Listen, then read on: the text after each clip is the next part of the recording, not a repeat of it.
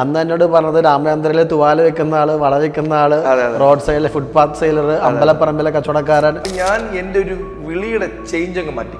5-10 5-10. പിന്നെ അന്ന് ഇറങ്ങിയ ലജ്ജാവതി, ഈ ലജ്ജാവതി വള, ഒരു പേര് കൂടി ഞെട്ടുകൊടുത്തു, ലജ്ജാവതി വള. ലജ്ജാവതി വള എന്ന് പറഞ്ഞിട്ട് പ്രൊജക്റ്റുകൾ ചെയ്യുന്ന ഒരു കമ്പനി, സാധാരണ കമ്പനി. അവിടെ പൈപ്പിൽ പ്രൈമർ അടിക്കുക, പൈപ്പ് ചുമക്കുക, ഇത് ചെയ്യും. നമ്മളൊരു സൈറ്റിൽ കൊണ്ട് ഇറക്കും, പിന്നെ അതിന്റെ മാനേജറോ ഓണറിനെ കാണാൻ പറ്റില്ല. പിന്നെ ഈ വെൽഡർമാരുടെ ഔദാര്യത്തിൽ നമുക്ക് ഫുഡ് കഴിച്ച് ലാസ്റ്റ് കംപ്ലീറ്റ് ചെയ്ത് പ്രൊജക്റ്റ് എന്ന് പറയുന്നത് ആസ്റ്ററാണ്. കൊച്ചി ആസ്റ്റർ മെഡിസിറ്റിയുടെ ഇപ്പോഴത്തെ ടവർ 12 നിലയാണ്. പിന്നെ Reserve Bank, Kochi CIAL airport, convention centre, Reserve Bank, Aster, CIAL, അമ്പലപ്പറമ്പിലെ പയ്യനായിട്ട് നിന്ന് സാഹചര്യത്തിൽ നിന്ന് വന്ന് നോക്കുമ്പോൾ ഞാൻ വളരെ ഹാപ്പിയാണ്. കാരണം അമ്പലപ്പറമ്പിൽ ചെരുപ്പ് സൂക്ഷിച്ച ഒരു പയ്യനാണ്. അതെ.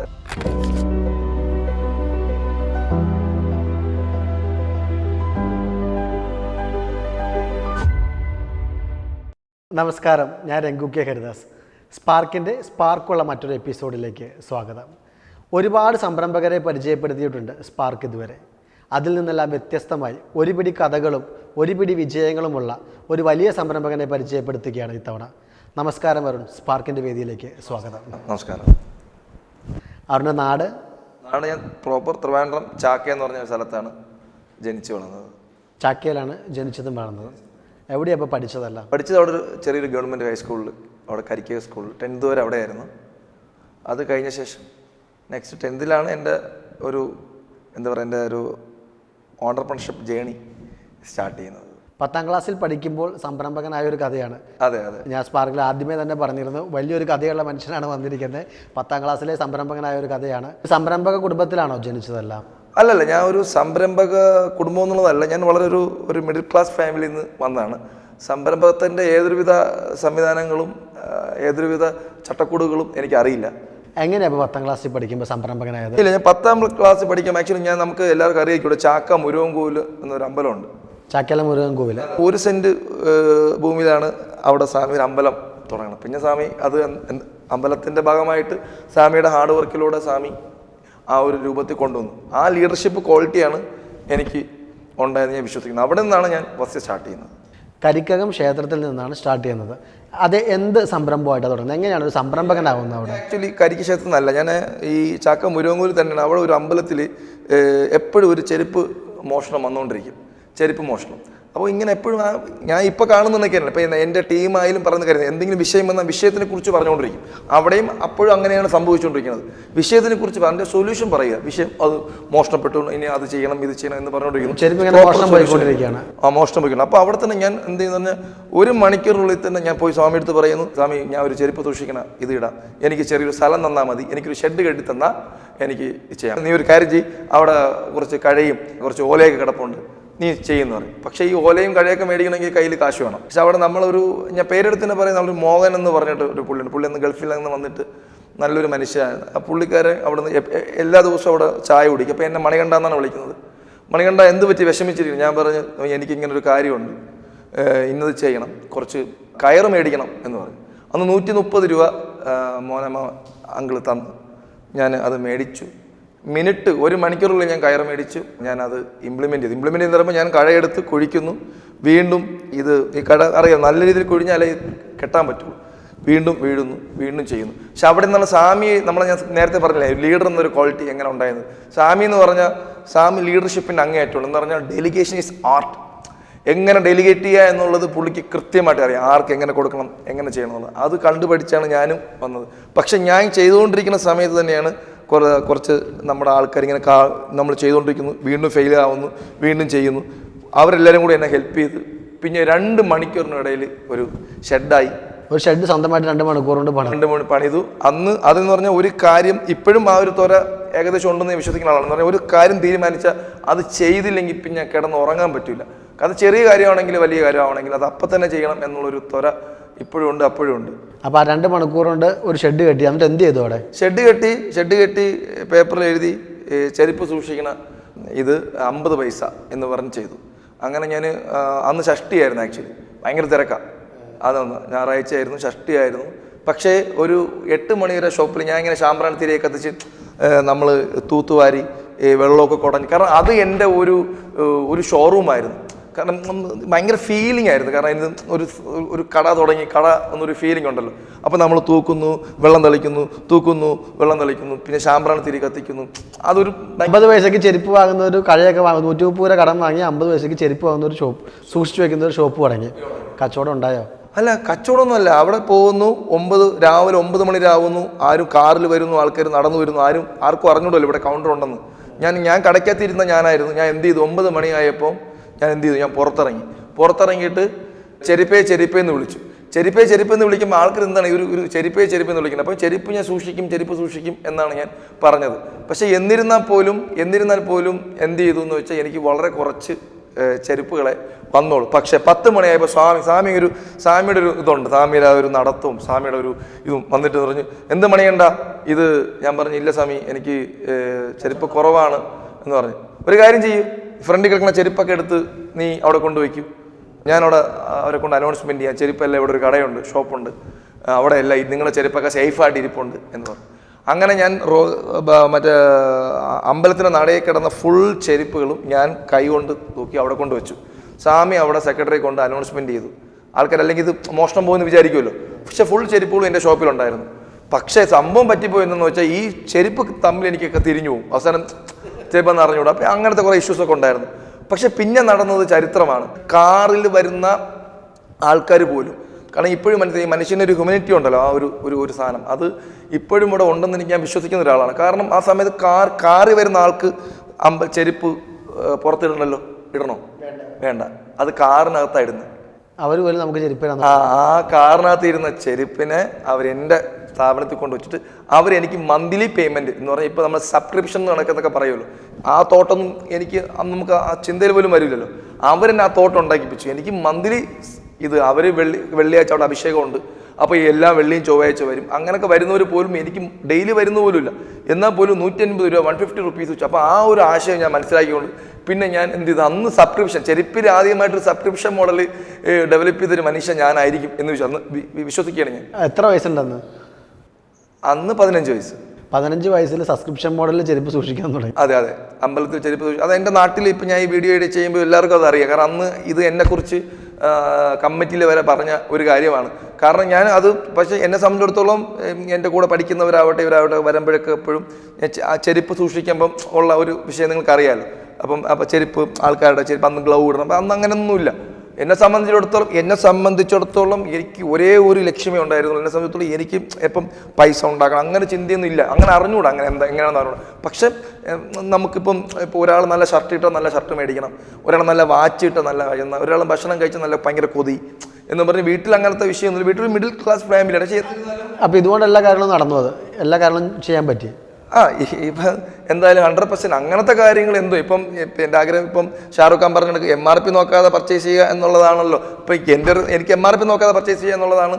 അതൊക്കെ ഏകദേശമൊക്കെ എന്ന് പറയും. ഇപ്പം എനിക്ക് പോയിട്ട് മൊത്തം പർച്ചേസ് ചെയ്യാൻ പറ്റുന്നല്ല ഞാൻ പറയുന്നത്. ഞാൻ ചോദിക്കുന്നത്, ആ ഒരു കട നടത്തി ആ ചെറിയ പ്രായത്തിൽ കുറേ കാശ് കിട്ടി, അപ്പോൾ അതെന്ത് ചെയ്തു എന്നിട്ട്? അല്ല, കുറേ കാശൊന്നുമല്ല. ഇപ്പോൾ ഒരു ചൊവ്വാഴ്ച ഒരു 200 രൂപ കിട്ടും. അന്നത്തെ 200 രൂപയാണ് ഞാൻ പറയുന്നത്, 2005 2006 ആണ്. 200, വെള്ളിയാഴ്ച 250 300 കിട്ടും, ഞായറാഴ്ച അതൊരു 400 500 കിട്ടും. പക്ഷേ ഈ പൈസ ഞാൻ എന്ത് ചെയ്യുന്നു വെച്ചാൽ, ഈ പൈസ നമുക്ക് ചിലപ്പോൾ എനിക്ക് പൈസ കിട്ടും മുന്നേ ഞാൻ പരിപ്പൂടെയും അല്ലെങ്കിൽ ഇതൊക്കെ തിന്നുമായിരുന്നു. പക്ഷെ പൈസ കിട്ടിയ ശേഷം എനിക്കത് ചിലവാക്കാൻ ഭയങ്കര എന്തോ ഒരു മടിയായിരുന്നു. പിന്നെ വീട്ടിലെ ആവശ്യത്തിന് വരുമ്പം എടുക്കും സാധനങ്ങൾ മേടിക്കും എന്നുള്ളതല്ലാതെ എനിക്ക് അതിൽ നിന്നൊരു പൈസ എടുക്കുമ്പോൾ ഒരു ഭയങ്കര ഫീലിംഗാണ്. പക്ഷെ ആ പൈസ ഞാൻ ഇങ്ങനെ സൂക്ഷിച്ച് വച്ചിട്ട് തന്നെയാണ് ഞാൻ. പിന്നെ എനിക്കൊരു എന്തോ ഇപ്പോഴത്തെ അതേ ഒരു ആവേശം എനിക്ക് അപ്പോഴും ഉണ്ട്. ആ ആവേശം തന്നെയാണ് ഇവിടെ ഇരുത്തുന്നത്. എന്താണ് ആവേശം എന്ന് വെച്ചാൽ, അവിടെ ഇരുന്നുകൊണ്ട് ഞാൻ ഭയങ്കര ഒബ്സർവറാണെന്ന് വിശ്വസിക്കുന്ന ആളാണ്. എന്ത് കാര്യമുണ്ട് അപ്പോൾ അടുത്തുള്ള ഒരാൾ കച്ചവടം ചെയ്യും, ഇതെന്ത് കച്ചവടം, ഈ സാധനങ്ങൾ എവിടെ നിന്ന് വരും. ഇപ്പോൾ തന്നെ എൻ്റെ വൈഫ് എപ്പോഴും പറയും, എന്ത് സാധനം മേടിച്ചാലും ഞാൻ ആദ്യം നോക്കുന്നത് മാനുഫാക്ചറിങ് ആണ്. ഇത് എവിടെ നിന്ന് ഉണ്ടാക്കി, ഇതെങ്ങനെ വന്നു, ഇതെന്താണ് ചെയ്യുന്നത്, എന്തോ ഒരു ഭയങ്കര ക്യൂരിയോസിറ്റിയാണ്. അപ്പോൾ തൊട്ടപ്പുറത്ത് ചെയ്യുന്ന കച്ചവടം കണ്ടു ഒരു ഉത്സവ, അതൊരു വളക്കച്ചവടമായിരുന്നു, വള മാല കച്ചവടം. അവരെ പോയി പരിചയപ്പെട്ടിട്ട് 1 മണിക്കൂറിനകത്ത് തന്നെ ഞാൻ ഇത് എവിടെ നിന്നാണ് വരുന്നത്, എന്താണ് സാധനങ്ങളെന്ന് മനസ്സിലാക്കിക്കൊണ്ട് ഞാൻ അപ്പം തന്നെ ഇത് സ്റ്റെപ്പിൽ നമ്മളൊരു പാലമുണ്ട്, പാലം ഇറങ്ങി വീട്ടിൽ പോയി ഈ കുടുക്ക എടുത്തു. പിന്നെ അല്ലാതെ കുറച്ച് പൈസ ഞാൻ സേവ് ചെയ്ത് വെച്ചിരുന്ന നോട്ട് ഉണ്ട്. അത് എത്ര രൂപ ഉണ്ടായിരുന്നു? അതെല്ലാം കൂടി അന്നത്തെ എനിക്ക് തോന്നുന്നു എല്ലാം കൂടി ഒരു അന്ന് എല്ലാം കൂടി ഒരു 4000 രൂപ ഒരു 10ാം ക്ലാസ്സുകാരൻ 4000 രൂപ സമ്പാദിച്ചു. അന്ന് 4000 രൂപ. കാരണം ഞാൻ 4000-ക്കകത്ത് പുറത്തു. പക്ഷെ അന്ന് ഞാൻ വീട്ടിനുള്ള ഇതിനുള്ള പൈസ നമ്മൾ എടുക്കുമായിരുന്നു. അതിനുശേഷമാണ് ഈ 4000 രൂപ ഉള്ളത്. 4000 രൂപ. ഈ 4000 രൂപയായിട്ട് നേരെ അങ്ങോട്ട് മധുരയിലാണ് ഇതിന്റെ കുറച്ചുകൂടി ലാഭം കിട്ടും എന്ന് മനസ്സിലാക്കി. പക്ഷെ ഞാൻ നിങ്ങൾ നേരത്തെ പറഞ്ഞില്ലേ, എന്ത് ചിന്തിച്ചാലും അപ്പം തന്നെ പ്രവർത്തിക്കണം എന്നുള്ള ഒരു തിടുക്കം മനോഭാവം എനിക്ക് അതിൽ കുറച്ച് നെഗറ്റീവ് കൊണ്ട് പോസിറ്റീവ്. പക്ഷെ ആ തിടുക്കം ഉണ്ടായത് കൊണ്ട് അന്ന് രാത്രി 8:15 പേട്ടയിൽ നിന്ന് മധുരയിൽ പോയി. മധുരയിൽ എവിടെയാണെന്നോ ചെട്ടിത്തിരിവ് എന്നൊരു മാക്കേ അറിയുള്ളൂ, അത് ഏത് കടയാണെന്നോ ഏതൊരു വിധമില്ല, ഒറ്റയ്ക്കാണ് പോകുന്നത്. ഒരു അറിവില്ലാതെ 15 നേരെ മധുരയ്ക്ക് വണ്ടി കയറി. അത് അച്ഛൻ പേടിച്ചു പോയി, അച്ഛനും അമ്മയെ കൂടെ. അവസാനം ഞാൻ അവിടെ നിന്ന് പോയിട്ട് ലാൻഡ് ലൈനിൽ നിന്ന് വല്യമ്മയുടെ ഫോണുള്ളൂ, വിളിച്ച് പറഞ്ഞു ഞാൻ മധുരയിലാണ് നിൽക്കണമെന്ന് പറഞ്ഞു. അങ്ങനെ ഞാൻ മധുരയിൽ പോയി. പിന്നെ മധുരയിൽ നടന്നതൊക്കെ പിന്നെ അത് എന്തോ ഞാൻ തന്നെ പറഞ്ഞു, നമ്മൾ എന്ത് ചെയ്യാൻ അങ്ങ് ഇറങ്ങിയാൽ മതി. സത്യം പറഞ്ഞാൽ ചെയ്യാൻ ഇറങ്ങുമ്പോൾ ഓട്ടോമാറ്റിക്കായിട്ട് പൗലോ കോയിലോ പറയുന്ന നടക്കണം, ഒരു സംഭവം നടക്കും. ഞാൻ പറഞ്ഞല്ലോ, ഞാൻ 1000 സംതിങ് രൂപ കൊണ്ടുള്ള മധുരയിൽ പോകുന്നത്. പക്ഷെ അതിൽ കൊതി കാരണം കുറെ സാധനങ്ങൾ അവിടെ നിന്ന് വാങ്ങിച്ച് ഞാൻ തിന്നു. മധുര അറിയാലോ, മധുര സ്ട്രീറ്റ് ഫുഡ് അവിടെ ഭയങ്കര. പക്ഷെ അന്ന് അങ്ങനെ സ്ട്രീറ്റ് ഫുഡിന്റെ ഒന്നും അറിഞ്ഞൂടൂ. പക്ഷെ ഈ അടുത്തൂടൊക്കെ പോകുമ്പോൾ ഭയങ്കര മണവും അങ്ങനെ ഇഡലിയും സാമ്പാറും അത് കരിക്കും വെള്ളവും ഇതൊക്കെ കുടിച്ച് പോകുമ്പോൾ കാശ് അല്ല, അത് കുറച്ച് പൈസ അത് പോയി. പക്ഷെ എന്നിരുന്നാലും ബാക്കി പൈസ കൊണ്ടാണ് ഞാൻ കടയിലോട്ട് കയറിയത്. പക്ഷെ കടയിലോട്ട് കയറിയപ്പോൾ തന്നെ അവിടെ ഒരു മലയാളി നമ്മളെ ഒരു നാട്ടുകാരെ ഉണ്ടായിരുന്നു, 4-5 പേരുണ്ടായിരുന്നു. അതാ പുള്ളിയായിട്ട് എന്തോ 1 മണിക്കൂർ സംസാരിച്ച് ഭയങ്കര അന്ന് അവിടെ നിന്ന് എനിക്കൊരു 5000 രൂപ അന്ന് 5000 രൂപ എനിക്ക് ഒരു സീറ്റ് ഫണ്ട് കിട്ടി. ഒന്ന് ശംഖുമുഖത്തുള്ള ഒരാളാണ് പുള്ളി. ഒരു സീറ്റ് ഫണ്ടായിട്ട് 5000 രൂപ കിട്ടി. അതെ 5000 രൂപ തന്നു. പുള്ളിയാണ് എനിക്ക് കൺസൾട്ടും ചെയ്തു. എന്തും ലാട്ട് ഐറ്റം മേടിച്ചാൽ മതി. ലാട്ട് എന്ന് പറഞ്ഞാൽ ഫാൻസി ഐറ്റത്തിൽ ചേഞ്ചസ് ഉണ്ടാവും. ഈ ലേഡീസിന് എപ്പോഴും 3 മാസം ഒരിക്കൽ ചേഞ്ച് ആവും. അത് ഒന്ന് ചേഞ്ച് ആവാത്ത 2 സാധനമുള്ളൂ, ഒന്ന് കരിയും ഒരു കമ്പി സൈഡ്. അത് വെച്ച് ബാക്കി എല്ലാ സാധനം ചേഞ്ച് ആവും. അത് മാത്രം ചേഞ്ച് ആവില്ല. അത് മാത്രം ഏകദേശം ചേഞ്ച് ആവും. ഏകദേശം ചേഞ്ച് ആവൂല, ഇപ്പോഴും അത് ചേഞ്ച് ആവൂല എന്നാണ് വിശ്വസിക്കുന്നത്. അപ്പൊ അത് മാത്രം മേടിച്ചിട്ട് പോകുന്നു. അതല്ല ചേഞ്ച് ആവാത്ത. അതുകൊണ്ട് ഫാൻസി ഐറ്റം ആയതുകൊണ്ട് ഈ ഹോൾസെയിൽ കടക്കാർക്ക് ഇഷ്ടംപോലെ സാധനങ്ങൾ ലാട്ട് വരും. ലാട്ട് എന്ന് പറഞ്ഞാൽ പഴയ ഐറ്റങ്ങൾ വരും. അപ്പൊ 3 മാസം 4 മാസം കഴിയുമ്പോൾ ഈ ഐറ്റങ്ങൾ മാറുന്നുണ്ട്, ഈ സാധനങ്ങൾ ലാട്ടിലോട്ട് മാറും. അപ്പൊ ലാട്ട് ഐറ്റം എടുത്തു എന്ന് പറഞ്ഞാൽ വിറ്റ് പോകാത്ത സാധനങ്ങൾ വിറ്റ് പോകാം എന്ന് പറഞ്ഞാൽ പഴയ സാധനമൊന്നും അല്ല. ഞാൻ പറഞ്ഞത് മോഡലുകൾ ചേഞ്ച് ആവും. ഇവർ മോഡലുകൾ ചേഞ്ച് ആവും, അപ്ഡേറ്റ് അല്ലെങ്കിൽ കച്ചവടം നടക്കില്ല. അതുകൊണ്ട് അവർ അപ്ഡേറ്റ് ചെയ്തുകൊണ്ടിരിക്കുന്നു. അതെ, ലാട്ട് അന്നത്തെ ഭാഷയിൽ പറയുന്നത്. ഇന്നാന്ന് എനിക്കറിയില്ല, ലാട്ട് ഐറ്റംസ് എന്നാണ് പറയുന്നത്. അത് ഞാൻ അവിടെ നിന്ന് എടുത്തുകൊണ്ട് ഞാൻ വന്നിട്ട് ഇന്നത്തെ പൊങ്കാല എന്ന് പറഞ്ഞിട്ട് നിങ്ങൾക്കറിയാം. ഇപ്പം അത് ഉണ്ടോ എന്ന് എനിക്കറിയില്ല. പത്രങ്ങളിൽ ഇന്നത്തെ പൊങ്കാല ഒരു പേജ്, സെക്കൻഡ് പേജിൽ ഉണ്ടാവും. അത് പേട്ട ജംഗ്ഷനിൽ പോയി പത്രം എടുത്ത് അത് നോക്കി ചെയ്തിട്ട് എവിടെയാണെന്ന് മനസ്സിലാവും. അപ്പം ഞാൻ സാധനം കൊണ്ടാണ് വരണേ, എൻ്റെ ഇത് കൊണ്ടാണ് വരുന്നത്. വന്നിട്ട് നേരെ ബസ്സിൽ കയറി പോകും. അങ്ങനെ ഞാൻ പോയതാണ് വെള്ളനാട് ഒരു അമ്പലത്തിൽ. വെള്ളനാട് എന്ന സ്ഥലത്ത് ഒരു പൊങ്കൽ. അത് ബേസ് ബോർഡ് തട്ടിയിട്ടിട്ട് വള തട്ടിയിട്ട് വളയാണ് ചെയ്തത്.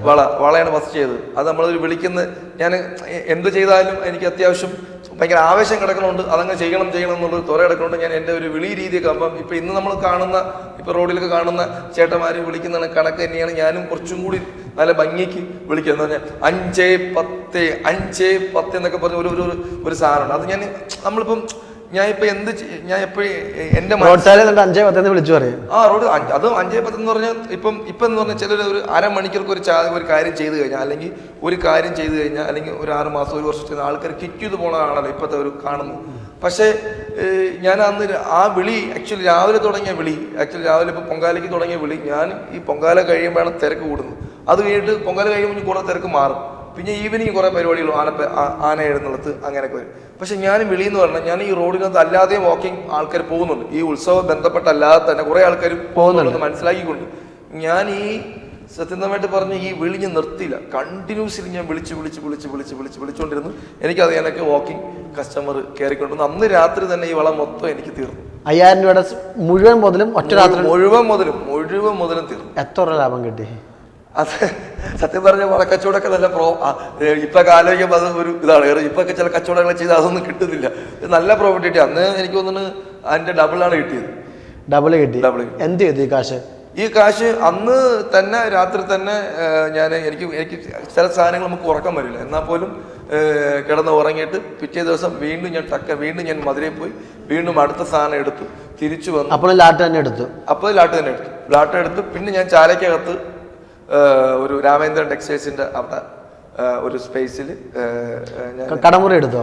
ഈ കടമുറി എന്നല്ല, റോഡിലിട്ട് ഒരു ഒരു ചെയ്ത് അവിടെ പന്ന് കച്ചവടമൊക്കെ ചെയ്യാനൊക്കെ ഒരു പക്ഷെ അവിടുത്തെ ചേട്ടന്മാരൊക്കെ എന്നെ ആണല്ലോ സപ്പോർട്ട് ചെയ്ത്. എത്ര വയസ്സിലത്? 17 വയസ്സിൽ ഇത് ചെയ്യുമ്പോഴും ഒരു 16-17 വയസ്സാണ്. 16-17 വയസ്സിൽ അതും ഹിറ്റായി. ഹിറ്റ് എന്ന് പറഞ്ഞാൽ എന്താണെന്ന് പറഞ്ഞാൽ ഹിറ്റ് എന്നുള്ളതല്ല, അത് അവിടെ തീർത്തിട്ടേ വരുള്ളൂ എന്നുള്ള ദൃഢ വിശ്വാസം മനസ്സിലോട്. തീർക്കാതെ വന്നാൽ കിടന്നുറങ്ങാൻ പറ്റില്ല. എല്ലാ ദിവസവും ടെൻഷനാണ്. എല്ലാ ദിവസവും തീരുമെന്ന് പറഞ്ഞാൽ ഇപ്പം രാമേന്ദ്രനെ കട കൊണ്ടുപോയി വളം മൊത്തത്തിൽ തീരുന്നുള്ളതല്ല. നമ്മൾ മുടക്കിയ മുതലിൽ നിന്ന് ആ പൈസ കിട്ടും. വീണ്ടും ആ കുറെ സാധനം കാണും. പക്ഷെ നമുക്ക് അത് കിടക്കുന്ന സാധനം ലാഭമായിരിക്കും. വീണ്ടും പക്ഷെ സാധനങ്ങൾ വാങ്ങിച്ചിട്ടാലേ അത് കറക്റ്റ് ചെയ്ത് കച്ചവടം ചെയ്ത് കൊണ്ടുപോകാൻ പറ്റും. മനസ്സിലായി. അങ്ങനെ സ്റ്റോക്ക് കൂട്ടാൻ തുടങ്ങി. അങ്ങനെ സ്റ്റോക്ക് കൂട്ടി പിന്നെ ഈ സ്റ്റോറി പറഞ്ഞുകൊണ്ടിരുന്നത് നമുക്ക് ഇവിടുന്ന് ഒരു ദിവസം പോകുമ്പോഴത്തെ സ്റ്റോറികളുണ്ട്. അതുകൊണ്ട് ഞാൻ ഇങ്ങനെ ചുരുക്കി ഞാൻ പറയുകയാണെങ്കിൽ പിന്നെ ഞാൻ 2-3 വർഷം ഉത്സവ പറമ്പുകൾ ഭരിച്ചെന്ന് തന്നെ പറയാം. ഉത്സവ പറമ്പുകളിൽ കച്ചവടം ചെയ്യാൻ തുടങ്ങി. പൈസ കൊടുത്ത് സ്ഥലം എടുത്ത് ലേലം വിളിച്ച് മത്സരിച്ച് ലേലം വിളിച്ച് തട്ടൊക്കെ ഇങ്ങനെ അടുക്കി അങ്ങനെ ഭംഗിയായിട്ട് ലക്ഷങ്ങൾ മുടക്കി ഞാൻ ചെയ്തു. രക്ഷപ്പെട്ടു. അതുകൊണ്ട് അല്ല, അതും ഒരു ഞാൻ പറഞ്ഞല്ലോ ഈ രക്ഷപ്പെടുക എന്നുള്ളത് അതും അവിടെ നിന്ന് കുറെ പൈസ കിട്ടി. ആ സമയത്തൊക്കെ ഞാൻ ആലോചിച്ചോളാം. ആ സമയത്തൊക്കെ എൻ്റെ ഒരു പ്രായം ഇതാണ്. അത് മാത്രമല്ല ഞാൻ രക്ഷപ്പെടുക എന്നുള്ളത് എനിക്ക് ഇത് ചെയ്യുക എന്നുള്ളത് മാത്രം അറിയാമല്ലോ. എങ്ങനെ രക്ഷപ്പെടണം, എങ്ങനെ കുറച്ച് പൈസ കിട്ടും, പൈസ കിട്ടുമ്പോൾ അടുത്ത് വീണ്ടും ചെയ്യും. പക്ഷെ എനിക്ക് എൻ്റെ ലൈഫ് ചേഞ്ച് ഓരോ സ്റ്റെപ്പും മാറിക്കൊണ്ടേയിരുന്നു. ഞാൻ എങ്ങനെയാണോ ഞാൻ വന്നിരുന്നത്, എൻ്റെ വീടും എൻ്റെ കുടുംബവും എല്ലാം ഒരു പതുക്കെ മാറി തുടങ്ങി. നമ്മൾ ലാട്ടിൽ പോയിട്ട് മധുരയിൽ നിന്ന് സാധനങ്ങൾ എടുത്തുകൊണ്ട് അത് ഒറ്റ അടിക്ക് തന്നെ വിറ്റ് പോയോ?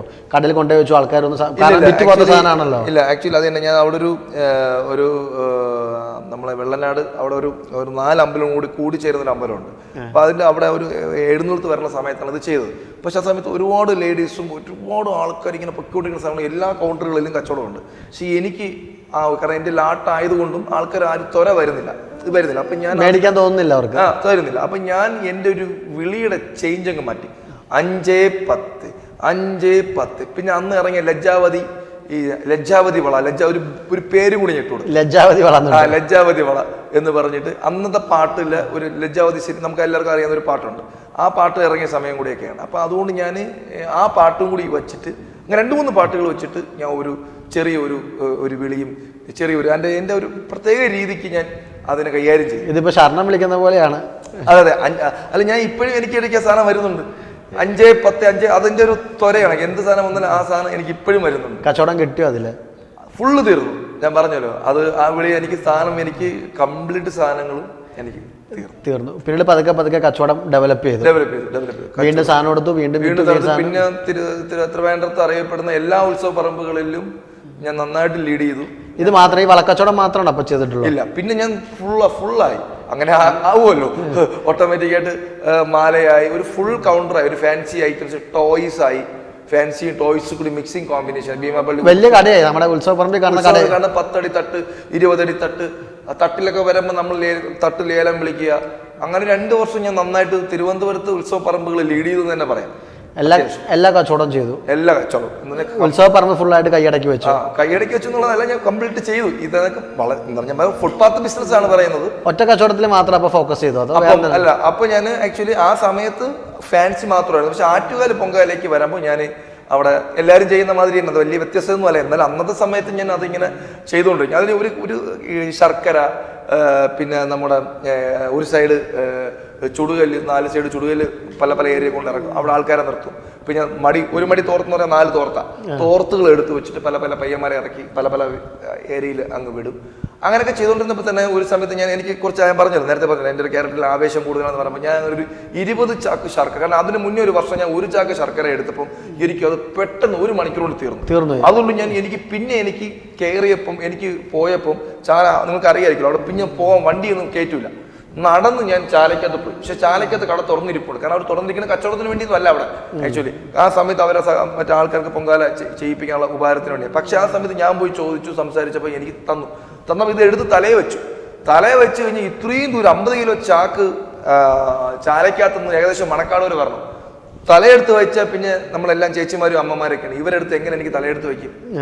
അപ്പൊ അവിടെ നിന്നിട്ട് ഞാൻ മണക്കാട് വരെ ഈ 50 ചാക്കിന്റെ ശർക്കര ചുമക്കുമ്പോൾ ഞങ്ങൾ അതിപ്പോ എല്ലാവരും ചെയ്യുന്ന വലിയ കാര്യമല്ല. പക്ഷെ എന്തായാലും ഞാൻ സമയത്ത് എനിക്ക് തറയിൽ വയ്ക്കാൻ നോക്കിയപ്പോഴും ഞാൻ പറയുന്നൊരു കാര്യമാണ്, എനിക്ക് ഉയരങ്ങളിൽ എത്തണം എന്നുള്ളൊരു ഇരിക്കും. അല്ലെങ്കിൽ ഞാൻ തറയിൽ വയ്ക്കും.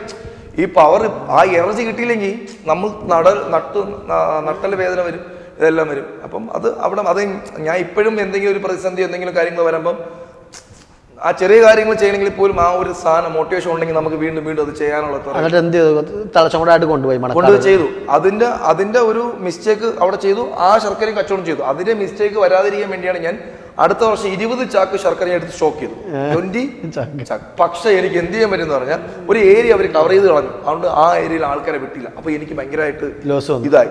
ലോസ് ഒന്നുമില്ല, ലോസ് 3 മണി വരെ ഞാൻ പേടിച്ചു. പക്ഷെ ഞാൻ എന്ത് ചെയ്യുന്ന പറഞ്ഞാൽ അതാണ് പെട്ടെന്ന് ഡിസിഷൻ മേക്ക് ചെയ്ത് അവിടെ നിന്ന് എടുത്ത് ഞാൻ അടുത്ത സ്ഥലത്ത് കൊണ്ടിട്ട് കച്ചവടം ചെയ്ത് വെളുക്കണ വരെ എന്ന് പറഞ്ഞാൽ ഞാൻ ഒരു 8-9 മണി വരെ എനിക്ക് കച്ചവടം ചെയ്യേണ്ടി വന്നു. പക്ഷെ 9 മണിയാകുമ്പോൾ 20 ചാക്ക് ശർക്കരയും തീർന്നു. ഈ കിടന്ന ഈ ചുടുകലിൻ്റെ കേസ് ഞാൻ ഈ ശർക്കര ഇതാണ്ട് ചുടുകലിൻ്റെ ഫോളോ അപ്പ് ഒന്നും ചെയ്യാൻ പറ്റില്ല. പക്ഷെ അവിടെ ഞാൻ പിന്നെ വന്നപ്പം എല്ലാവരും കളക്ഷൻ കൊണ്ടുവരുന്നു, പയ്യന്മാരെല്ലാം കൊണ്ടുവരുന്നു. അത് ഭയങ്കര എനിക്ക് ഇപ്പോഴും എനിക്കത് കാരണം ഈ വീഡിയോ നമ്മുടെ ഏരിയയിൽ കേൾക്കുന്ന ആൾക്കാരൊക്കെ ഉണ്ടെങ്കിൽ അത് അവർക്ക് മനസ്സിലാവും. ആറ്റുകാൽ പൊങ്കാലയിൽ അങ്ങനെ കുറെ കാര്യങ്ങൾ ചെയ്തു. ആറ്റുകാൽ പൊങ്കാലയിലാണ് ആദ്യമായിട്ട് സ്വന്തമായിട്ട് ഒരു സാധനം ലേലം വിളിച്ചെടുക്കുന്നതെന്ന് തോന്നുന്നല്ലേ? അതെ, ഞാൻ അവിടുത്തെ തന്നെ ഒരു ഏരിയ സ്ഥലം എടുത്ത് ഞാൻ അകത്ത് കച്ചവടം ചെയ്തിട്ടുണ്ട്. അങ്ങനെ കച്ചവടം ചെയ്തു. അങ്ങനെ പതുക്കെ പടിപടിയായിട്ടാണ് വളർന്നു വരുന്നത്. അതെ അതെ അതെ. എന്നിട്ട് എന്ത് പറ്റി? വീണോ താഴത്തേക്ക്? അല്ല, അത് താഴത്തേക്ക് വീണെന്ന് വെച്ചാൽ അന്നത്തെ ഒരു സാഹചര്യത്തിൽ എനിക്കിത് ഭയങ്കരമായിട്ട് അവിടുത്തെ കാര്യം ചെയ്തതിൽ ഭയങ്കരമായിട്ട് ലോസ് വന്നു. എന്ത് ചെയ്തത്? ലോസ് വന്നിട്ട് ഞാൻ വീണ്ടും എന്ത് ചെയ്തു, വീണ്ടും തോർത്ത് അല്ല എന്ത് ചെയ്തപ്പോ ലോസ് വന്നു? ഇത് ലേലം വിളിച്ച് തട്ടിട്ടപ്പം വലിയ ചെയ്തിട്ടപ്പം എനിക്കവിടെ ഞാൻ വിചാരിച്ച സെയിലും ഞാൻ കോസ്റ്റിങ് ഭയങ്കരമായിട്ട് എനിക്ക് കൂടി. കാരണം അത് ഏതെടുത്തിൽ 5 രൂപ തട്ടാണ് ഇട്ടത്. അപ്പൊ എനിക്ക് 5 രൂപ എടുത്തപ്പോൾ എനിക്ക് അത്ര പ്രോഫിറ്റ് എനിക്ക് കിട്ടിയില്ല. ലോസ് വന്നു, നല്ല ലോസ് വന്നു. പിന്നെ ഞാൻ വീണ്ടും അവിടെ വീണ്ടും എത്തി നമ്മൾ വീണ്ടും പിന്നെ ഞാൻ അന്ന് ഇത്രയും ഒരു 1000 രൂപ ഉണ്ടെങ്കിൽ തോർത്ത് മേടിക്കും. പക്ഷെ അന്ന് പിന്നെ നമുക്ക് 1000 രൂപ ഉണ്ടെങ്കിൽ ഇത്രയും ഫാൻസി ഒന്നും മേടിക്കാൻ പറ്റില്ല. ഞാൻ തോർത്തുകളിലോട്ട് തിരിച്ചു. നമ്മളെ ഈ സാധാ പൊങ്കാലകളിൽ തോർത്തുകൾ എല്ലാ പൊങ്കാലകളിലും ചെറിയ ചെറിയ അമ്പലങ്ങളുണ്ടെങ്കിൽ തോർത്തുകൾ സെല്ല് ചെയ്യുക എന്നുള്ളതായിരുന്നു മെയിൻ. 1000 രൂപയ്ക്ക് തോർത്ത് വാങ്ങി വിൽക്കാൻ വിറ്റ് വീണ്ടും തിരിച്ച് പഴയ അവസ്ഥയിലേക്കാണ്. അതെ അതെ അതെ, വീണ്ടും തിരിച്ചു. വീണ്ടും കച്ചവടം വന്നു. വീണ്ടും കച്ചവടം ചെയ്തു. ഒരു മിനിറ്റ് പോലും ഒരു ദിവസം പോലും ഞാൻ വിഷമിച്ചിരിക്കേണ്ടി വന്നിട്ട് വീണ്ടും റിപ്പീറ്റ് ചെയ്ത് വീണ്ടും ചെയ്തുകൊണ്ടിരുന്നു. എത്ര നാൾ കൊണ്ട് പിന്നെ വീണ്ടും തിരിച്ചു വരുന്നേ? അല്ല, വീണ്ടും ഞാൻ പിന്നെ എനിക്ക് അപ്പോഴത്തേക്ക് ഞാൻ എൻ്റെ കോഴ്സ് ഞാൻ ഏകദേശം ഒരു വർഷത്തിനിടയിൽ തന്നെ ഞാൻ കോഴ്സിന് ചേർന്നു. ഫയർ ആൻഡ് സേഫ്റ്റി കോഴ്സിന് ചേർന്നു. +2 കഴിഞ്ഞു. ആ സമയത്ത് ഇതൊക്കെ ഞാൻ പറയുന്നത് +2 ഒക്കെ പഠിച്ചുകൊണ്ടിരിക്കുന്ന സമയത്താണ് ഞാൻ കോഴ്സിന് ചേർന്നു. ഓക്കെ, +2 കഴിഞ്ഞു. +2 എക്സാം കഴിഞ്ഞു. +2 എക്സാം സമയത്താണ് എനിക്ക് കരിയങ്കോവിലെ ഉത്സവം. MG ശ്രീകുമാർ വരെ എൻ്റെ തണ്ണിമത്ത ജ്യൂസ് ഞാൻ കപ്പലിൻ്റെയൊക്കെ ഇട്ട് അന്നത്തെ ഒരു സ്പെഷ്യൽ ഡ്രിങ്ക് കൊടുക്കുമായിരുന്നു. ജ്യൂസ് കച്ചവടം ഉണ്ടായിരുന്നു എൻ്റെ ഇടയ്ക്ക്. ജ്യൂസ് കച്ചവടം എന്ന് പറഞ്ഞാൽ ജ്യൂസ് അല്ല, ആ പറമ്പിൽ ചെയ്യുമ്പോൾ ഒരു ജ്യൂസ് MG ശ്രീകുമാറിനൊക്കെ വിറ്റു. അതിനുശേഷം എന്തിന് പഠിക്കാൻ ചേർന്നു?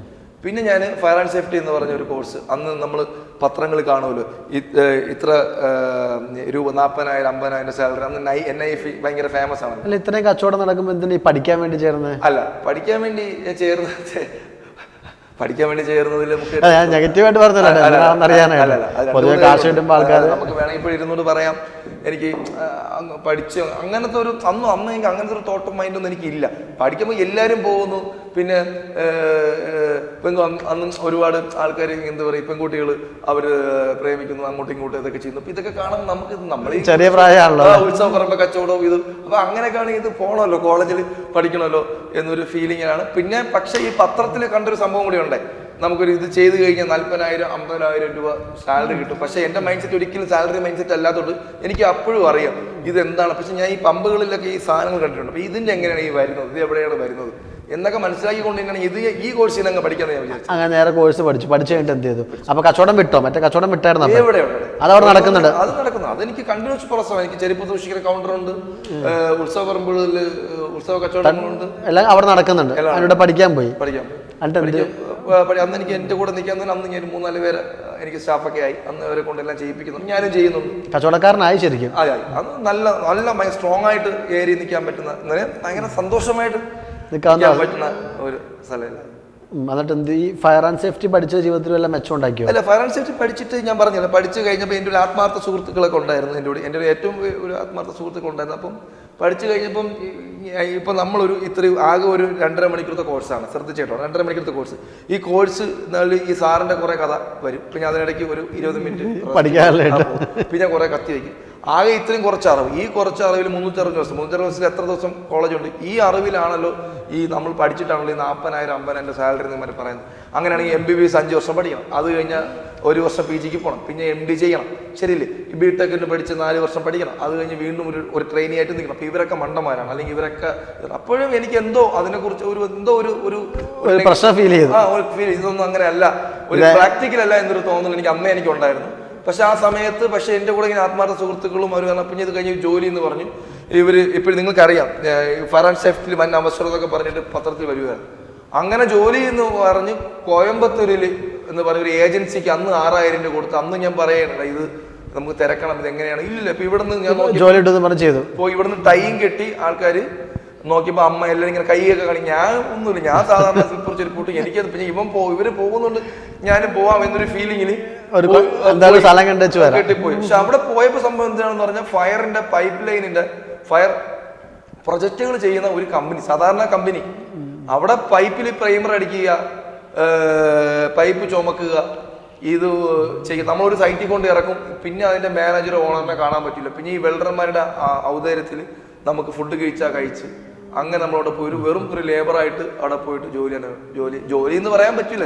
ജോലി ചെയ്തോ? എന്റെ കൂടെ നിന്നവര് ആക്ച്വലി 1 മാസം നിന്നിട്ട് എല്ലാവരും പോയി. ഞാൻ അവിടെ 1 വർഷം വരെ ഞാൻ നിന്നു. 1 വർഷം വരെ ഞാൻ നിന്നു. ഏകദേശം ഒരു 8-9 മാസം വരെ ഞാൻ പിടിച്ചു. അപ്പൊ ഇപ്പുറത്ത് കച്ചവടം നടക്കണില്ലേ ഇവിടെ?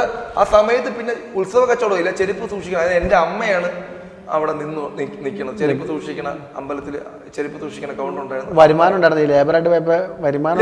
ലേബർ അല്ല, ആക്ച്വലി അവർ ട്രെയിനിൽ നിന്ന് പറഞ്ഞില്ലേ, ഇവിടെ നിന്ന് ഭയങ്കര ജോലി എന്ന് പറഞ്ഞല്ലേ നമ്മളോട് കയറ്റിയത്. അപ്പൊ ട്രെയിനിൽ നിന്നൊക്കെ പറഞ്ഞ് നിൽക്കുകയും സംഭവം ഇതാണ് പരിപാടി. വീട്ടിൽ വരെ ആൾക്കാർക്ക് പറയാൻ മതി. പക്ഷെ 1 മാസം എന്നപ്പോൾ അവർക്ക് ഫുഡൊന്നും ശരിയാവുന്നു, ഇവരെല്ലാം ഇറങ്ങിപ്പോയി. ശരിക്ക് പോകാൻ പറ്റും, കാരണം ഞാൻ അവിടെ ഓപ്പർച്യൂണിറ്റി കണ്ടു. ഈ വർക്ക് പൈപ്പ് ലൈൻ, ഫയറിന്റെ വർക്ക്, എന്ത് സംഭവം, ഇതൊക്കെ എല്ലാം പഠിക്കണം.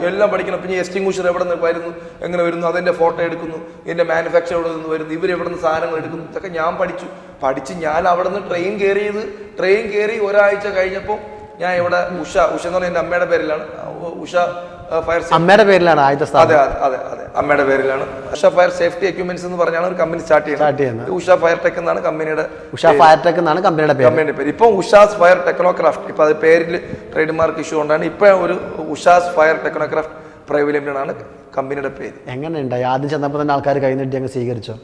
ഇല്ല, ആദ്യം ആക്ച്വലി ഞാൻ പറയാം, ഇപ്പം ഞാൻ പറയുന്ന ആൾക്കാരുടെ അടുത്തും എനിക്ക് എന്തെങ്കിലും കാര്യങ്ങൾ ചെയ്യാൻ ഒരു മടിയും പിന്നെ നെഗറ്റിവിറ്റിയും ഒക്കെ വരുമ്പോൾ ഞാൻ തന്നെ മനസ്സിൽ വിചാരിക്കുന്ന ഇത്രയേ ഉള്ളൂ. അന്ന് എനിക്കൊരു ബൈക്കില്ലായിരുന്നു.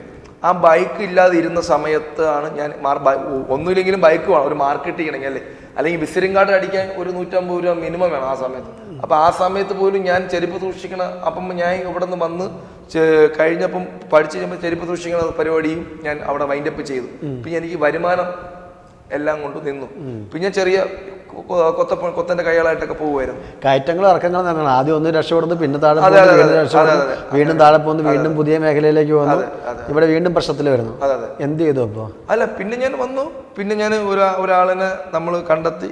നമ്മൾ ബൈക്ക് പുള്ളി എന്ത് പറയാൻ, ആ ബൈക്ക് പുള്ളി എടുത്ത് ചോദിക്കുന്നു. നമ്മളൊരു സുഹൃത്തായിരുന്നു. പിന്നെ ഡെയിലി വൈകിട്ട് കൊണ്ട് ബൈക്ക് കൊടുക്കും. ഞാൻ രാവിലെ പോയിട്ട് ഞാൻ ആ ബൈക്കിൽ പോയിട്ട് ഞാൻ മാർക്കറ്റ് ചെയ്യും. പക്ഷെ ആ ബൈക്ക് വരും മുന്നേ ഞാൻ കുറച്ച് ദിവസം ഞാൻ ബസ്സിൽ കയറി ഇറങ്ങിയാണ് മാർക്കറ്റ് ചെയ്തത്. അതുകൊണ്ട് ഒരു കാര്യം എനിക്ക് പറയുകയാണ്, ഞാൻ വിട്ടുപോയാണ്. ഞാൻ സൈക്കിളിൽ ഞാൻ ഒരു ദിവസം ഞാൻ ബ്രൗഷർ, ഞാൻ പേരിപ്പോൾ ഞാൻ പറഞ്ഞത് അതുകൊണ്ടാണ്, ബ്രൗഷർ വെച്ചിട്ട് ഞാൻ സൈക്കിളിൽ പോയപ്പോൾ എൻ്റെ അടുത്ത് ആ പുള്ളിക്കാരൻ എന്നെ അറിയാവുന്ന പോലെ എനിക്കറിയില്ല.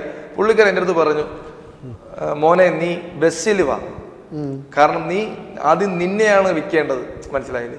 അപ്പം നീ അതുകൊണ്ട് നീ കറഞ്ഞ വേർത്ത് കുളിച്ചൊക്കെ ഞാൻ കയറി ചെല്ലുമ്പോഴേ ആൾക്കാർ സ്വീകരിക്കുന്ന രീതി. അപ്പൊ അതെനിക്ക് ഭയങ്കര ഒരു ബസ്സാക്കി.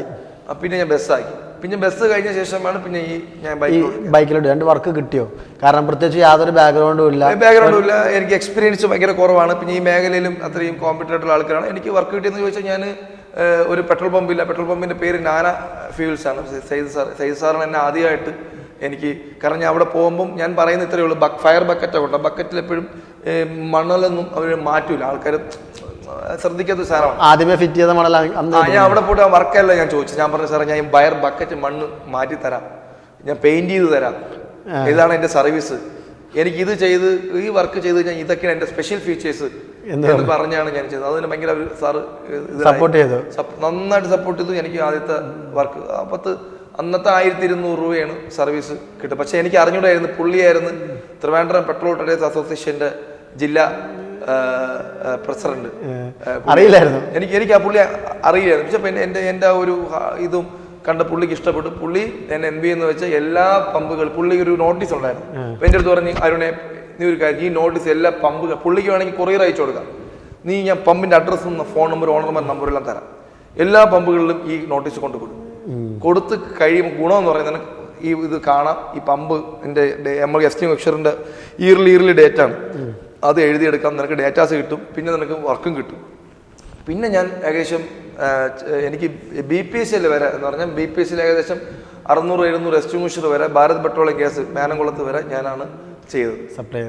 സപ്ലൈ സർവീസും എല്ലാം പമ്പുകൾ തോറും കയറിറങ്ങി കച്ചവടം പിടിച്ചു. അതെ, അവിടെ സ്വന്തമായിട്ട് ഇത് തുടങ്ങി. പിന്നെ ആരൊക്കെയായി കസ്റ്റമർ? ആരൊക്കെയായി? പമ്പുകാർ മാത്രമാണോ? അല്ല, ഈ പമ്പുകാർ മാത്രം. ഞാൻ ഒരു ഇപ്പം ഞാൻ അത് ഫയർ ചെയ്യുന്ന സമയത്തിന് ഞാൻ പറഞ്ഞു എനിക്ക് ആവേശം കൂടുതലുണ്ടായിട്ട് 2012 ഞാൻ ഒരു ഫയർ അലാറം കമ്പനി തുടങ്ങാൻ വേണ്ടി ഫയർ അലാറം കമ്പനിയുടെ ദുബായിൽ പോയി. ഒരു ഇവിടെ നിന്ന് കുറച്ച് ചിട്ടിയൊക്കെ വെച്ചിട്ടുണ്ട്, പൈസയൊക്കെ ഉണ്ടായിരുന്നു. അപ്പോൾ ഞാൻ ഫയർ അത്യാവശ്യം നല്ല സെറ്റായി, ബ്രാൻഡഡ് ഷർട്ട് ഇടുക, ഇതൊക്കെയുള്ള എൻ്റെ ഡ്രീമായിരുന്നു. അന്നത്തെ ഡ്രീം അതൊക്കെയല്ലേ ഉള്ളൂ. അതൊക്കെ ചെയ്തു. ദുബായിൽ പോയി. ദുബായിൽ നിന്ന് പക്ഷേ എനിക്ക് ചെറിയ ബാഡ് അനുഭവം കിട്ടി. ഞാൻ ഒരു മാസം സിറ്റിയിലാണ് പോയത്. അത് ആ പ്രൊജക്റ്റ് നടന്നില്ല. തിരിച്ച് വന്നപ്പോൾ ഞാൻ ഇവിടെ വീണ്ടും കുറച്ചുകൂടി ആവേശത്തോടു കൂടി പ്രൊജക്റ്റിലോട്ട് തിരിഞ്ഞു. ഫയറിൻ്റെ പ്രൊജക്റ്റുകൾ ചെയ്യുക. അതുവരെ ഞാൻ എസ്റ്റിംഗ്വിഷറിൻ്റെ സർവീസും സെയിൽസും അതിനിടയ്ക്ക് ഇതിൻ്റെ ഇടയ്ക്ക് എനിക്ക് അപ്പ് ആൻഡ് ഡൗൺസ് ഇങ്ങനെ ഒരുപാടുണ്ട് കേട്ടോ. വീട്ടിലാവട്ടെ ഇതാവട്ടെ എല്ലാം വന്നിട്ടുണ്ട്. പക്ഷെ ഓരോ വിഷയങ്ങൾ വരുമ്പോഴും ഞാൻ അതിനെ നേരിട്ടുകൊണ്ടിരുന്നു. ആ പ്രതിസന്ധി നിൽക്കുമ്പോൾ തന്നെ പ്രതിസന്ധിൻ്റെ അകത്ത് നിന്നുകൊണ്ട് തന്നെ പ്രവർത്തിച്ചുകൊണ്ടിരുന്നു. കാര്യങ്ങളെല്ലാം മാറിക്കൊണ്ടിരുന്നു, പ്രവർത്തിച്ചുകൊണ്ടിരുന്നു. അതിനിടയ്ക്ക് എൻ്റെ ബ്രദർ വന്ന ശേഷമാണ് ഞാൻ പ്രൊജക്റ്റിലോട്ട് മാറാൻ തുടങ്ങിയത്. ഇപ്പം എത്ര സ്റ്റാഫ് ഉണ്ട് ഉഷ ഫയർടെക്കിൽ? ഉഷ ഫയർടെക്കിൽ ഇപ്പം ഏകദേശം 45-50 പേര്. 50 പേര്. ആരൊക്കെയാ ക്ലയൻസ്? ക്ലയൻസ് ഇപ്പോൾ നമുക്ക് മെയിനായിട്ട് ഇപ്പോൾ നമ്മൾ ലാസ്റ്റ് കംപ്ലീറ്റ് ചെയ്ത പ്രൊജക്റ്റ് എന്ന് പറയുന്നത് ആസ്റ്ററാണ്. കൊച്ചി ആസ്റ്റർ മെഡിസിറ്റിയുടെ 20 ടവർ 12 നിലയാണ്. പിന്നെ Reserve Bank, Kochi CIAL airport, convention centre, Reserve Bank, Aster, CIAL. അതെ, ഇപ്പൊ ഞാൻ CPWയുടെയും PWയുടെയും കോൺട്രാക്ടറാണ്. ഗവൺമെന്റ് പ്രൊജക്റ്റുകൾ ചെയ്യുന്ന, ശരിക്കും ഗവൺമെന്റ് പ്രൊജക്റ്റുകൾ, അത്യാവശ്യം ഗവൺമെന്റ് പ്രൊജക്റ്റുകൾ ചെയ്യുന്നുണ്ട്. ആൻഡമാനിൽ ഓഫീസുണ്ട്. ആൻഡമാനിൽ പ്രൊജക്റ്റുകൾ ചെയ്യുന്നുണ്ട്. അവിടെ ഒരു ഹോസ്പിറ്റൽ പ്രൊജക്റ്റൊക്കെ ചെയ്തു. ഏകദേശം ആ ഒരു രൂപത്തിലൊക്കെ. അതൊന്നും ഒരു വലിയ കാര്യമൊന്നുമല്ലേ, നമ്മളെ കാട്ടിയും ചെയ്യുന്ന ഒരുപാട് ആൾക്കാർ ഇഷ്ടം പോലെ ഉണ്ട്. പക്ഷേ തിരിച്ച് അമ്പലപ്പറമ്പിലെ പയ്യനായിട്ട് നിന്ന് ഭയങ്കര വലിയ നോക്കുമ്പോൾ ഞാൻ വളരെ ഹാപ്പിയാണ്. കാരണം അമ്പലപ്പറമ്പിൽ ചെരുപ്പ് സൂക്ഷിച്ച ഒരു പയ്യനാണ് ഇത്രയൊക്കെ നേടിയത്. സ്വന്തമായിട്ട് ഒരു ഓഫീസ് ചെയ്യാൻ പറ്റും. അതെല്ലാം പിന്നെ അതൊക്കെ എനിക്ക് ഏറ്റവും കൂടുതൽ മാറ്റങ്ങൾ എനിക്കുണ്ട്. എൻ്റെ വൈഫ് കല്യാണം കഴിഞ്ഞ ശേഷമാണ്, എൻ്റെ വൈഫ് വന്ന ശേഷമാണ് എനിക്ക് ഒരുപാട് ചേഞ്ചസ്. അവളാണ് എൻ്റെ ഈ വട്ടത്തരത്തിന്, എൻ്റെ എല്ലാ പ്രതിസന്ധിയിലും എൻ്റെ കൂടെ നിൽക്കുന്നത് വൈഫും എൻ്റെ ബ്രദറുമാണ്. ഈ രണ്ടുപേരും ഇല്ലെങ്കിൽ എനിക്ക് ഈ വേദിയിൽ ഇരിക്കാൻ പറ്റില്ല. 2016 തൊട്ടുള്ള പരിചയം നമ്മൾ തമ്മിൽ. 2016 ഇപ്പം എത്ര വർഷമായി? 8 വർഷമായി. സംരംഭം തുടങ്ങിയ കാലം തൊട്ടുള്ള പരിചയം. അന്ന് എന്നോട് പറഞ്ഞത് രാമചന്ദ്രയിലെ തുവാല വെക്കുന്ന ആള്, വള വെക്കുന്ന ആള്, റോഡ് സൈഡിലെ ഫുട്പാത്ത് സെയിലർ, അമ്പലപ്പറമ്പിലെ കച്ചവടക്കാരൻ. നമ്മളന്ന് കാണുമ്പോൾ ഉഷ ഫയർടെക് തുടങ്ങുന്നു. ബ്രദർ കച്ചവടത്തിലേക്ക് വന്നിട്ടില്ല. ഓരോ വർഷവും ഓരോ ഗ്രോത്ത് കാണാറുണ്ട്. ബ്രദർ കച്ചവടത്തിലേക്ക് വരുന്നു. അത് കഴിഞ്ഞിട്ട് ആ കച്ചവടം തന്നെ പലയിടത്തേക്ക് വികസിക്കുന്നു. അന്ന് കാണുന്ന ഡ്രസ്സോ അന്ന് കാണുന്ന രീതിയിലല്ല, ഓരോ വർഷവും അപ്ഡേറ്റ് ആയിട്ട് വരുന്നുണ്ട്. ഇന്ന് അവരുടെ പുതിയൊരു കച്ചവടം കൂടിയുണ്ട്. കഴിഞ്ഞ ദിവസമാണ് ഞാൻ അവിടെ വന്നത്. അതിനെ കുറിച്ചും കൂടെ ഒന്ന് പറയാമോ?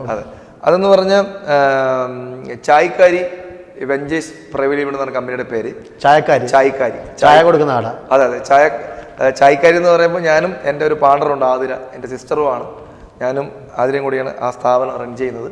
ചായക്കാരി വെഞ്ചേഴ്സ് എന്ന് പറഞ്ഞാൽ നമുക്ക് ഇപ്പം ട്രിവാൻഡ്രത്ത് ട്രെൻഡിങ് ആയിട്ട് പോകുന്ന ഒരു സംരംഭമാണ് ചായക്കാരി കുറിച്ച് ഞാൻ 1 മിനിറ്റ് കൊണ്ട് ഞാൻ പറയാം. ഇപ്പം ഇപ്പം എൻ്റെ അമ്മ, രംഗുവിൻ്റെ അമ്മ, പണ്ട് നമുക്കൊരു നൊസ്റ്റാളജിയ ഫീൽ ഉണ്ടാവും. എന്ന് പറഞ്ഞാൽ നമ്മുടെ ഒരു സൈക്കിളിൻ്റെയോ ബൈക്കിൻ്റെയോ ശബ്ദം കേട്ട് കഴിഞ്ഞാൽ എന്തെങ്കിലും അവർ പൊരിച്ചെടുക്കും അല്ലേ. അതിന് ആകൃതി കാണൂല, ഒന്നും കാണൂല. ചായയുടെ കൂടെ ഒരു പലഹാരം തരും അല്ലേ. അങ്ങനെ ആ അമ്മമാരുണ്ടാക്കുന്ന ഹോം ഷെഫ് എന്നൊരു കോൺസെപ്റ്റാണ്. അവരുടെ പലഹാരങ്ങളാണ് നമ്മൾ സെല്ല് ചെയ്യുന്നത്, അവരുടെ പലഹാരങ്ങളാണ് നമ്മൾ വിൽക്കുന്നത്. നമ്മുടെ സ്പെഷ്യലായിട്ട് ചായ. ഇങ്ങനെയാണ് ചായക്കാരി സ്റ്റാർട്ട് ചെയ്യുന്നത്. ഇപ്പം സൗത്ത് ഇന്ത്യൻ ട്രഡീഷണൽ എന്ന് പറഞ്ഞാൽ പക്ക South Indian traditional food, pure വെജിറ്റേറിയനിൽ ചായക്കാരി ഒരു സംവിധാനം ആക്കിക്കൊണ്ടിരിക്കുകയാണ്. ഇവിടെ ട്രിവാൻഡ്രത്ത് തന്നെ നമുക്ക് മൊത്തം ഇപ്പോൾ ഈ വരുന്ന ഞായറാഴ്ച ഒരു ചെറിയൊരു ബഡ്ജറ്റ് ഔട്ട്ലെറ്റ് ഓപ്പണിംഗ് ആണ്. നമ്മളിപ്പോൾ ഒരു 3ാമത്തെ ഔട്ട്ലെറ്റ് ഓപ്പണിംഗ് ആണ്. ഒമാനിൽ 28-ാം തീയതി ഓപ്പണിംഗ് ആണ്. പിന്നെ രഹസ്യം പറ 3000 സ്ക്വയർ ഫീറ്റ് പറ. അതെ അതെ അതെ അതെ. ഇപ്പൊ നമ്മളെ മെയിൻ ഒരു വലിയൊരു പ്രൊജക്ട് ട്രിവാൻഡ്രത്ത് ഒരു ഡ്രീം പ്രൊജക്ട് 3000 സ്ക്വയർ ഫീറ്റ്, അതിൽ 1500 കിച്ചണിൽ മാത്രം നമ്മൾ സ്പെഷ്യലൈസ് ചെയ്തുകൊണ്ട് ഷെഫ്ലെസ് മോഡൽ എന്ന് പറഞ്ഞാൽ ചിലപ്പോൾ ഇന്ത്യയിൽ എനിക്ക് തോന്നുന്നു ഫസ്റ്റ് ടൈം ആയിരിക്കും ഷെഫ്ലെസ് എന്നൊരു കോൺസെപ്റ്റ് കൊണ്ടുവന്ന് ഷെഫ്ലെസ് ഇല്ലാതെ എല്ലാത്തിലും SOP ക്രിയേറ്റ് ചെയ്ത്, എല്ലാത്തിലും സിസ്റ്റം ക്രിയേറ്റ് ചെയ്ത്, എല്ലാത്തിലും പ്രോസസ്സുകൾ ക്രിയേറ്റ് ചെയ്തുകൊണ്ട് ഒരു സിസ്റ്റം ചെയ്യുക. ഈ സിസ്റ്റത്തെയാണ് നമ്മൾ സെല്ല് ചെയ്യുന്നത്.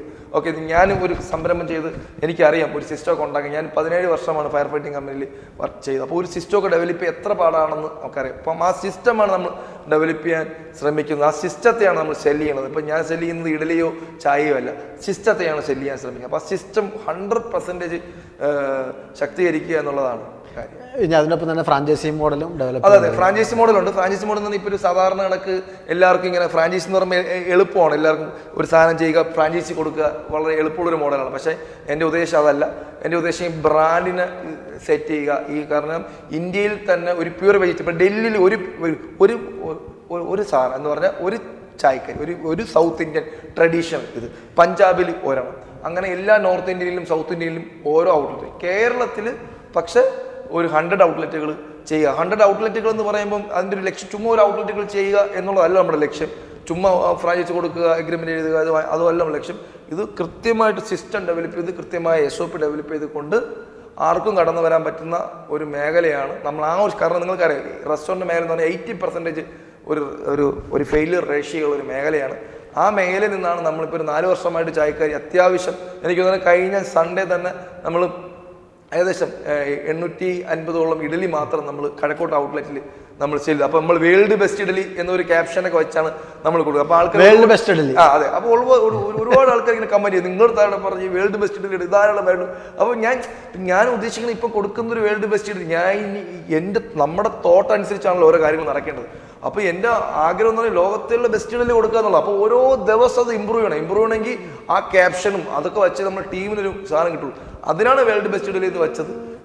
കമൻറ്റുകൾ വരും, അതൊക്കെ നമ്മൾ ആക്ടിവിറ്റി ചെയ്യും, മാറ്റും, തിരുത്തും, മുന്നോട്ട് പോകും. പക്ഷെ ചായക്കാരി നന്നായിട്ട് നല്ല കോൺഫിഡൻറ്റോട് കൂടി പറയുകയാണ്, നല്ല ഉഷാറായി പോകുന്ന ഒരു സാഹചര്യമാണ് ചായക്കാരി. ശരിക്കും പറഞ്ഞിട്ടുണ്ടെങ്കിൽ അരുണിൻ്റെ കഥ എല്ലാവർക്കും ഭയങ്കര മാതൃകയാക്കേണ്ട ഒരു കഥയാണ്.